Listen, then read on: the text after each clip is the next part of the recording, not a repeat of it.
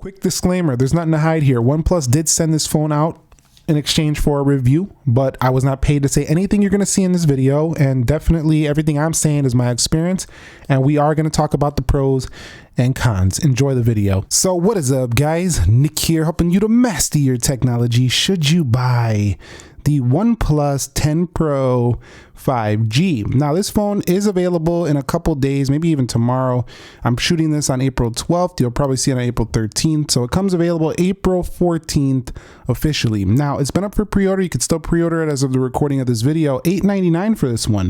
128 gigs. This phone does have 8 gigabytes of RAM and a whole lot of specs we'll talk about in this video. You can get it in this volcanic black or emerald forest green color, so do keep that in mind. But in this one, I don't want to just give you a boring spec update. I want to tell you what my experience has been like, and if you really resonate with a lot of this and you like this phone and some of the areas I told you that I experienced, then maybe this one will be one that you should consider purchasing and buying for yourself. So let's get into the first section. So I've had this phone a couple weeks now, and I got a few thoughts on the design. First off, on the front, it still feels like OnePlus of the past few years. The front design is not too much different. We are working with curved edges here, but they're not very aggressive, so it still feels close to flat, but it's still got that curve on the edge. It's not a flat display, so keep that in mind. I will say though that I've really come to love the comfortable ergonomics of this phone. It retains a 20:9 aspect ratio, which means that the phone is not super wide, and it's also a little bit taller than some.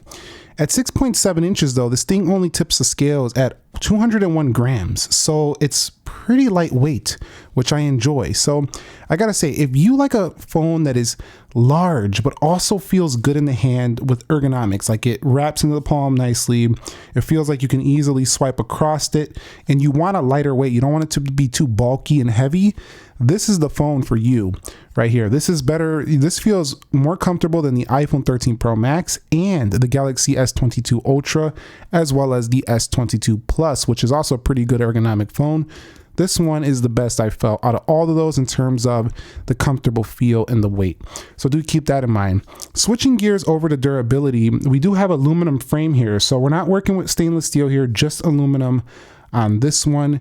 In addition, we have Gorilla Glass 5 on the back, so not Victus on the rear, but you do get Victus on the front. All that means essentially is better scratch and drop protection on the front than on the back. But because it has this nice texture here, it looks like it's got it has like the little volcanic sprinkles in there. It looks good. I don't think you're gonna have too much issues. Also, the camera housing, which is definitely a showstopper, it's definitely something that stands out on the back of this phone. Let me turn the light on this thing. Does have ceramic, so definitely you're working with a ceramic build here on this camera. You can see the Hasselblad branding right there.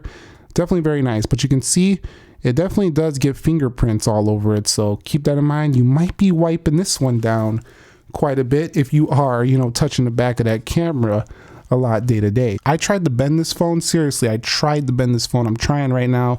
This thing barely flexes. There's no way you're going to bend this phone. All right, so let's move on to the display. There's a lot to talk about here. With this panel, you are getting an LTPO2 Fluid AMOLED display. Now, it does give you a typical nits of around 500. You can crank it all the way up to around 800 max brightness, but if you want to get the 1300 nits peak that comes with this phone, you are going to have to take it outdoors, put on the auto brightness, and you'll see this thing pretty easily in sunlight. I had no issues with it there.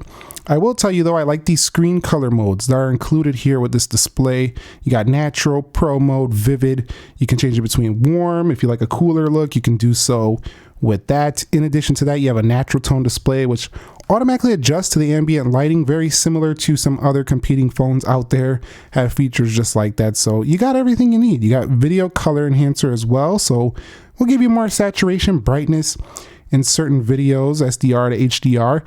You have bright to HDR video, as well as some high screen refresh rates. You can change between standard or conserve power. I wouldn't do that because it looks super smooth. You can even hide this up here. If you don't like that front camera, you can hide it. So that's up to you. You have the option. So a lot of customization with this display. But when we're talking about what impressed me here, I'll tell you what impressed me with this phone. What impressed me the most was its sharpness. So if we go over here to technology and we take a look at whatever the first article is, this phone is rocking 525 pixels per inch. This phone was super sharp. The other thing that really impressed me with this device is its smoothness. This is probably one of the smoothest versions of a 120 hertz display I've ever felt on any Android phone I've ever used. And that's probably due to OnePlus understanding that you have to have a fluid experience. You have to optimize the software. And OxygenOS 12 right here is very well optimized. In addition, that screen is playing a huge role as well. But this is probably the smoothest Android phone I've felt pretty much all year. The pixel's right there with it, but man, this is a very smooth phone. That's very impressive. So should you buy it? Well, if you like a wide display, probably not going to please you. If you like a large display that's comfortable to hold and definitely has very sharp text and a very buttery smooth scroll, you'll absolutely adore the OnePlus 10 Pro. Definitely will. And I just quickly want to mention with the display, in terms of the actual color, what it looks like, it doesn't come off oversaturated or undersaturated. It's got a nice calibration. You can tell they paid attention to the calibration. They want it to be more of an accurate looking display, and you'll find that. You'll find good color, and you'll find very, sharp and clear looks to photos and stuff like that. It's got a natural look. Again, that customization can get it down to whatever type of look you want it to be though. So the display here, I think, is definitely one of the key reasons you would want to pick this up. It's a pretty large display that's also comfortable to hold. When it comes to the software, we're working with OxygenOS 12.1. Over here, we do have the Android 12 on here as well. So that's the latest version of Android. You will get software updates for at least 3 years on this device. There's no promises of 5 years, but we'll see how it goes throughout the usage. I will say a lot of people who don't like overabundance of features, but also don't like a very plain Android experience, you'll really enjoy this. It adds some smart enhancements to the phone, like the shelf over here. You can see right here, it'll tell you your weather, give you a few important apps, your steps for the day, in addition to some notes and some more weather down there. You can change that, customize it how you like. In addition to that, they add a few things in here, such as the Zen mode, which will allow you to get a little bit more peace in your life day to day. I actually went into the settings for it. Let's go over here. In Zen mode, you can set the time and it'll basically lock the phone and let you do basically just get some calm in your day. In addition to that, over here, you do have these different life modes on here. So you have work mode on this one. You can do this life mode. You can tweak the apps and kind of set it up to where you're not letting the phone bother you too much. Also, down here, some little neat transitions, customizations, like different layouts you can do. You can change the icons. You can even tweak their size right there if you want them bigger. You can add your own custom icons. You can add Art Plus icons. In addition to that, we scroll down, we have different transitions. This feels like you don't even ever need to put a launcher on this phone ever. There's enough customization right out of the box. So pretty neat, I would say. Some people think they're adding a little bit too much these days to the Oxygen experience, but I still find it to be a lot lighter than something like One UI. For example, if we go over here to personalizations, you'll have different things you can do in here. Squircle icons, you can do red icons, you can change the fonts, you can change the fingerprint animations. I mean, check it out. There is a lot you can do here in the OxygenOS, even the horizon light and your always on display. It's like they're fun and they're easy. There's not an overabundance of features here. They're just adding a few here and there to improve your customization without needing a launcher. But this phone still remains to feel pretty light to me. Again, in special features, you have things like quick launch, OnePlus shelf, work-life balance like we talked about. You can tweak it there as well, but I still find it to be pretty plain. There's not like too much going on, but just enough to make it a little bit more fun than just a vanilla Android experience. You will find some OnePlus theming on top of, things like the alarm clock. This is not going to look like a vanilla alarm clock right there. Their own calculator design is a little bit different than the Google calculator, for example. So you can put your own apps from Android, tweak it how you want. But out of the box, I got to say, I think Oxygen is one of the most clean and simple to use Android experiences.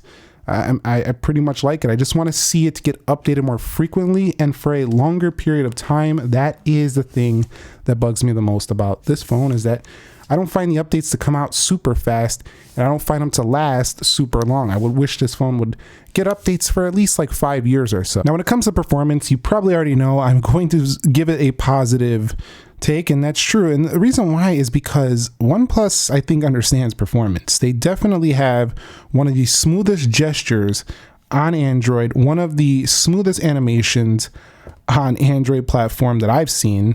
And for those of you who like iPhones, I got to tell you, this thing right here, definitely right there with it in terms of the animation speed and stuff like that. And I can only see good things to come if they continue making phones going forward. I think they're just going to get better and better. And with this 120 hertz with the Snapdragon 8 Gen 1, if you've seen my speed test already, this thing is a beast. It runs very well.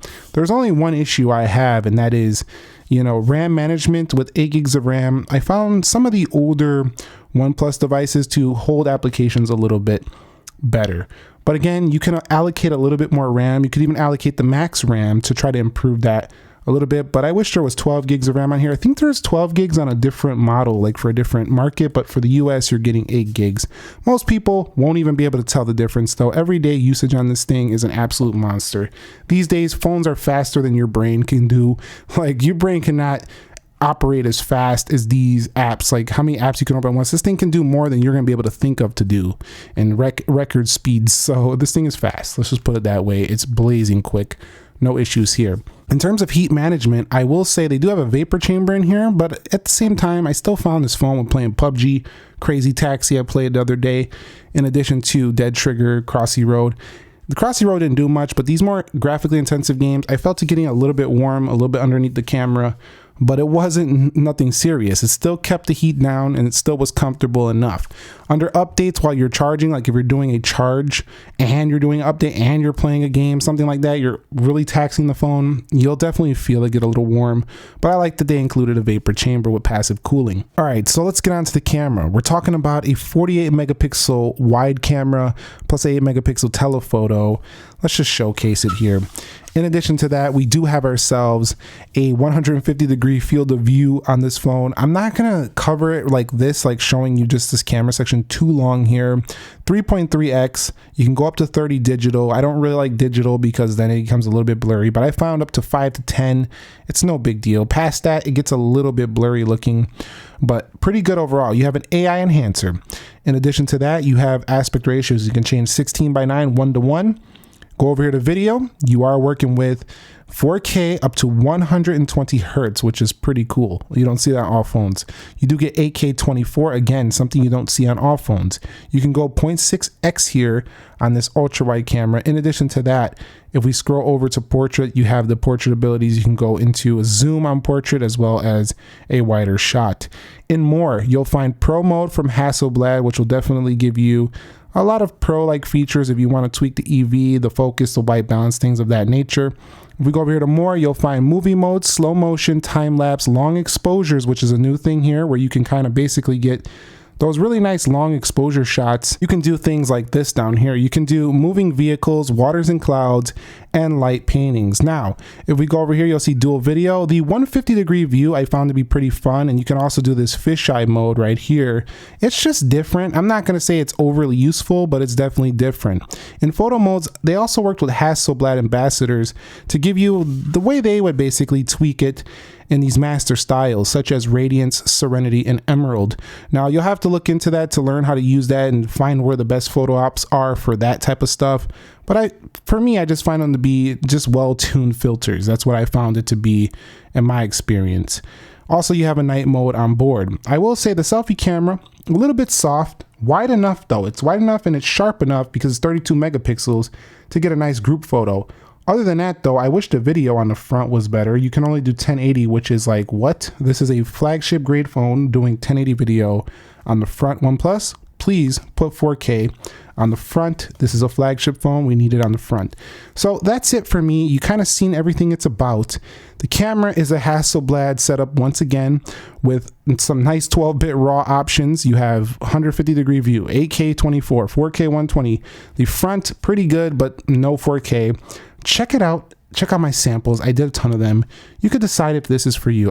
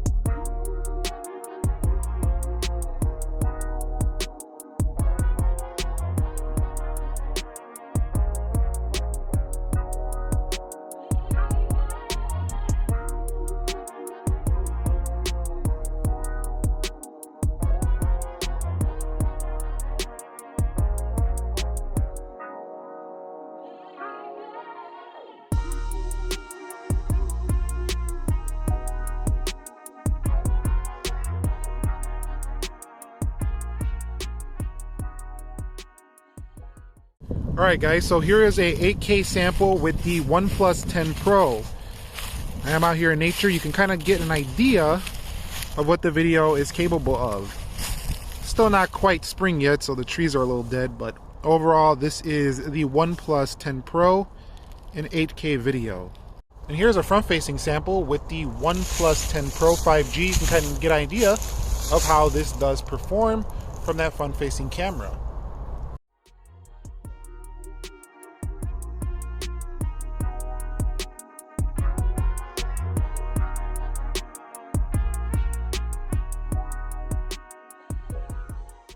I'd say if you like natural colors and you like a lot of pro features, you'll really enjoy this camera. It's really sharp and really good at that. If you want a macro mode, you want vivid colors right out of the gate, you don't want to tweak things manually, this is probably not your best option, but it's still a very good, easy to use camera for most people, I would say. So when it comes to the battery life on here, I'd say I love, first of all, I just gotta say, the super fast charging on here is freaking amazing. This thing can charge, fast charge in like 32 minutes, 80 watts internationally, but here in North America, we're getting the 65 watt charger, which still does this thing from like 1 to 100 in like 37 minutes. So it's very fast. Either market you're in, you're getting super fast charging for OnePlus 10 Pro. In addition to that, I will say that the wireless fast charging is also pretty darn fast as well. It can charge it up to 100 in about 47 minutes. So man, there's like not a lot of phones touching this in the charging. And when it comes to the actual battery life itself, I found it to basically make it a day for me. I'd say around 6 hours, 7 hours screen time I found on this one. I'm closer to the 6 most of the time, and if I'm really pushing the phone, 5.5. But it can get up there if you do some tweaks, you keep the brightness down and you're not, you know, using games all day and camera all day. But it charges so fast, I don't even care. Like, it's so fast. Like, you could put it on the charger, go wash your hands, go have a sandwich, come back. When you're done with your sandwich, you're up like 40-50%. It's insane. So I'm pretty happy with the battery experience here. A couple things I want to mention on this phone. The fingerprint sensor is blazing fast. I just missed it. Nope, there's not a problem with it. I just wasn't paying attention, but you could see blazing fast on that newer ultra thin fingerprint sensor. Now, if I take a look at the screen, you can see it can also face unlock in ridiculous speeds as well. I also want to mention there's an always-on display on board that's available. Also, the haptics in this phone are supposed to be better as well, and I found that those also perform quite well.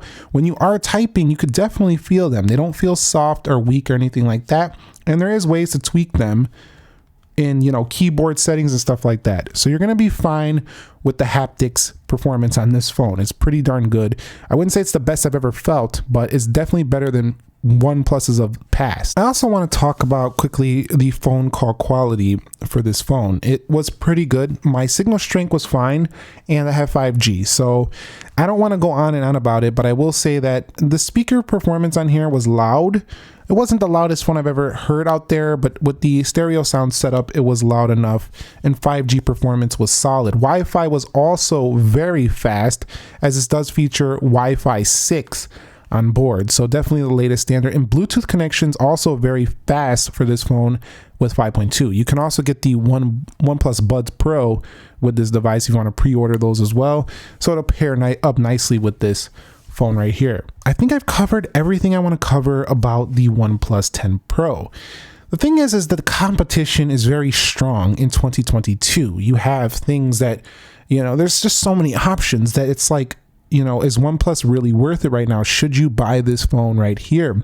And I gotta say that I think if you want a very fast Android experience, you want a comfortable feeling phone, and you want a pro-like camera, and you don't want the vanilla Android experience. You don't like how Samsung is throwing a ton of features on their phones. It's just too much. You just don't use them. And you want maybe a little bit of a cheaper price and something like a S22 Ultra and get some of those features like a sharper display than the S22 Plus. The OnePlus 10 Pro is your option right here. And if you want to try something from iPhone and you want a very smooth Android experience, this is another thing to consider. You will really like this. Consider too that there is trade-in values for this phone. You can get this for several $100s cheaper than the $899 retail price if you trade in your old device. For me personally, I definitely like the phone.